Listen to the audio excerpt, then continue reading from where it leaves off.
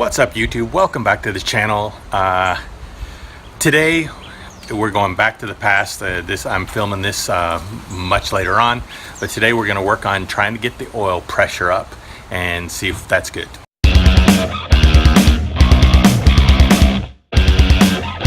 Now it's time to get these wires sorted. I went ahead and plugged in the fuse panel. I'm going to mount I'm going to zip tie this relay onto the other relay that goes back in here.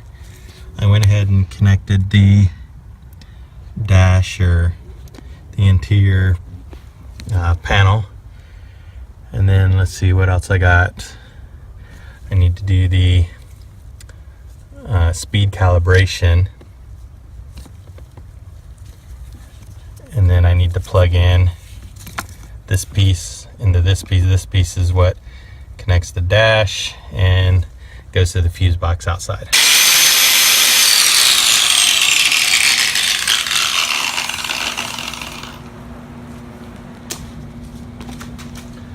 Well, I used the grinding wheel, but it got cut. Alright, let's see how it fits. And I got it fitted up here on the back here. It comes up, comes down here, around, and right into the thing. That almost looks OE, and that's pretty nice. I just need to put some connectors on there, and that's all squared up. Now I have my ARP Harmonic Balancer bolt, and it says to put the lube, torque lube that comes with, on here. It says also put it on this surface, and then on the surface where the washer will connect to the Harmonic Balancer. So it's basically on both sides of the washer. And you put it on that, and then we need to get it torqued down to 235 foot-pounds. The ARP is a 12 point, and it will use, I have a 12 point 27 millimeter, and it fits right in there.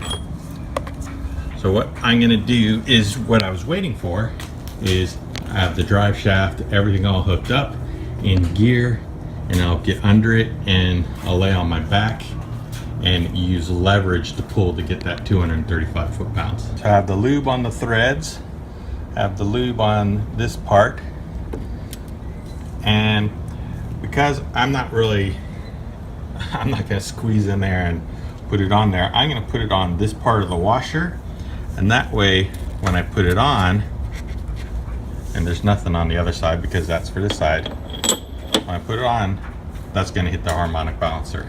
Now my torque wrench that I have is an electronic or digital, and it only goes up to about 60 foot-pounds. I went to O'Reilly's, got this 1/2 inch one that goes up to 250.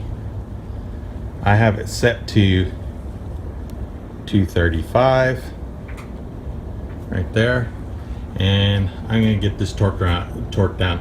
I figured I'd go ahead and get the one at O'Reilly's. I didn't need to buy one because I'm more often in under the 60 foot-pound range, so that's why I got it, and rent it and return it, and you don't spend any money. All right, let's get this torque down. And I can show you how I got to be able to do 235 foot-pounds. The car is, you see, on the ground, e-brakes on, got it chalked on the other side. This is lifted up to give me some room to reach under there. I'm gonna reach under there, put my legs over here, and pull as hard as I can. I'm gonna move it a little closer so you can hear it, but that's what I'm gonna do.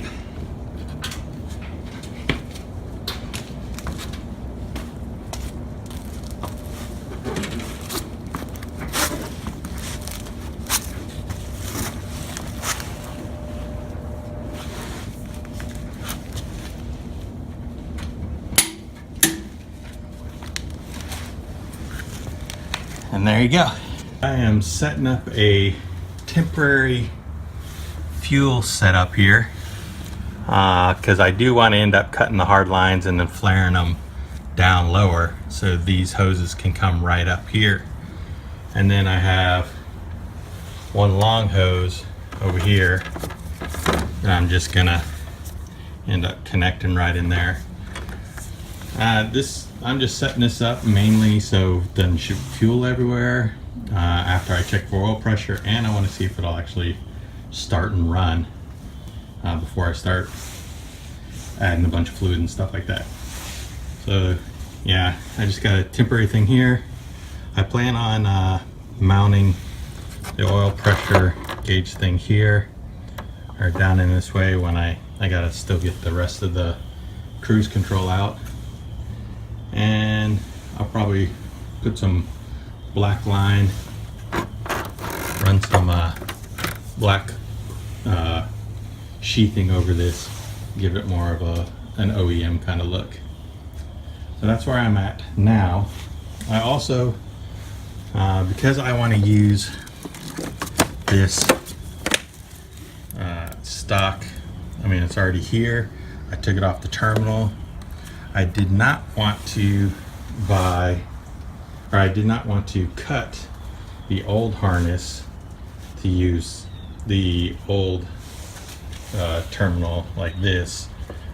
So what I did, this time I ended up going to Napa and I bought this style connector, and I'm hoping that it'll slide on there. I can clamp that down and then use this double looped, and I'll run it from,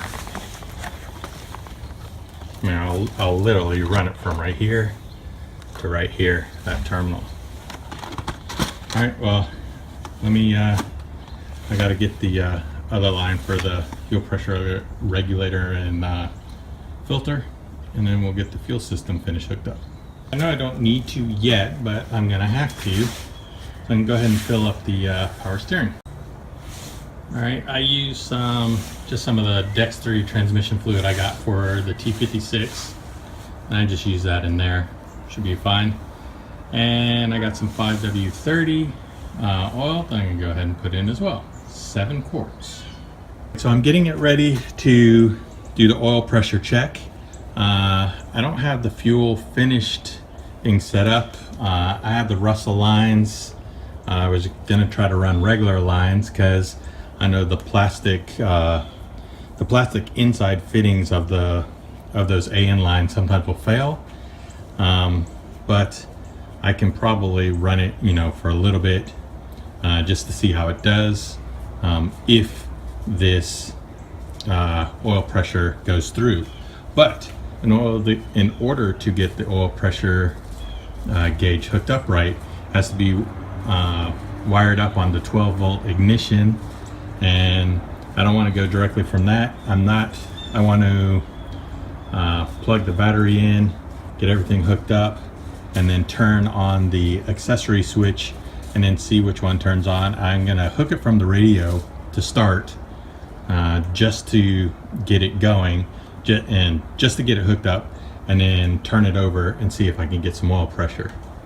As you see here, I went with a new battery line, battery terminal line. I went from here. I was able to, I got one of the thin ones so I could connect this. Got a small wire, goes right up to the fuse box. Then the fuse box, as before I said, has that black wire that goes way over there.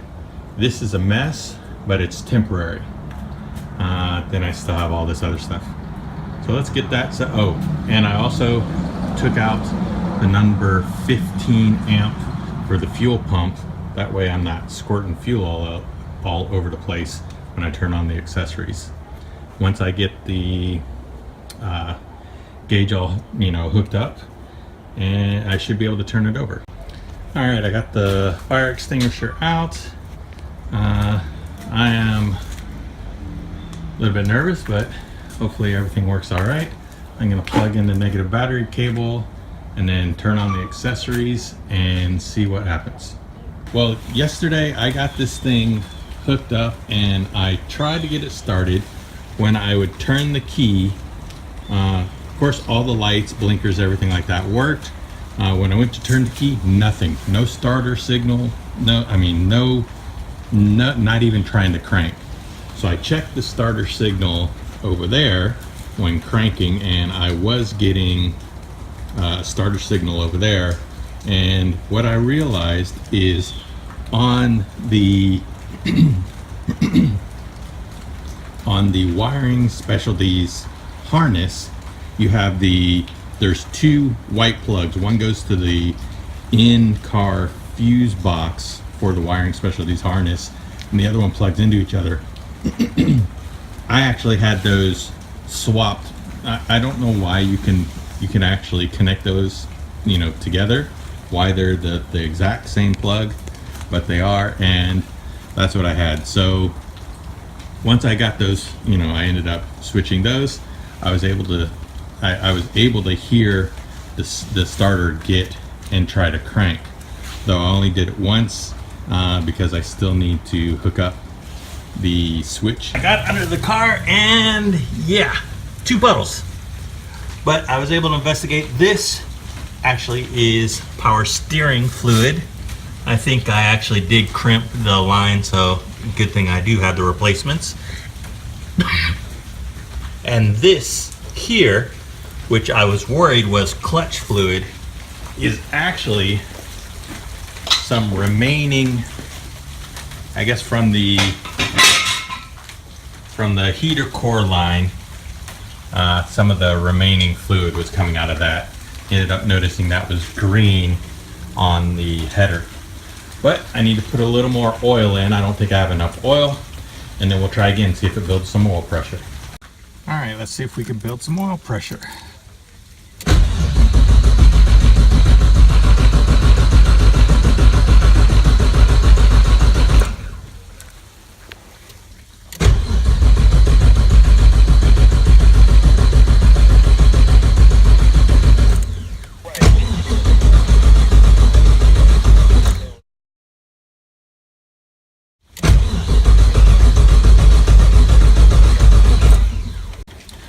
All right, I got the power source. I actually put it toward the ignition off of the column. I think giving a little better power source, and let's see how it does.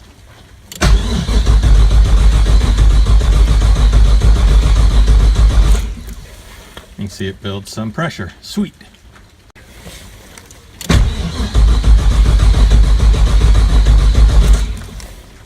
Okay, I think I need to explain a little bit of what is happening with the gauge. The video you saw 2 videos ago, if you haven't, go watch it. I have where I set up my gauges, wire them in.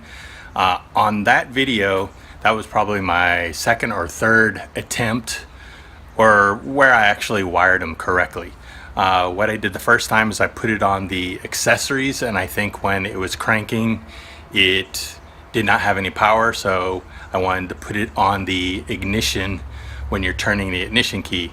It used to have an alarm, so I just wired, tapped into that, and when I was turning it, it started to show oil pressure.